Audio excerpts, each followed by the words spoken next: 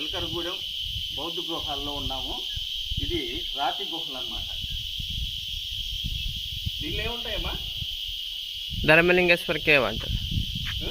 Dharmalingeshwara cave అంటారు. Okay okay. ఇది Dharmalingeshwara cave. ఒక్కసారి లోపలికి రా.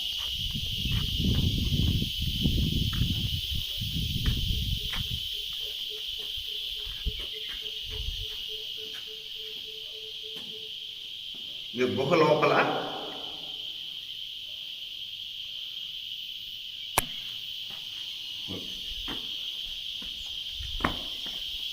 ఇటు నుంచి చూస్తే వ్యూ బ్రహ్మాండంగా ఉంది. చూడండి, వ్యూ చాలా బాగుంది. చుట్టూ కొండలు, అటు వచ్చి లోయ అన్నమాట. ఇది ఎల్కరగూడెం, కానీ ఇది వచ్చి కొండపల్లి లిమిట్స్లో ఉంది. కొండపల్లి సెంట్రల్ గవర్నమెంట్ కంట్రోల్లో ఉంది. దీన్ని చాలామంది సందర్శకులు వస్తూ ఉన్నారు.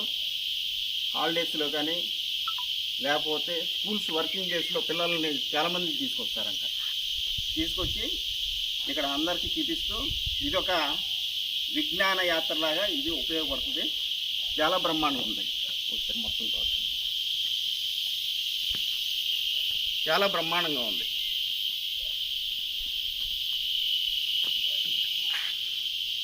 చూడండి, చుట్టూ కొండలు ఉన్నాయి, లోపల చాలా గుహలు ఉన్నాయి.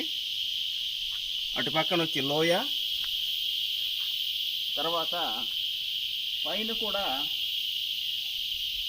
ఉంది.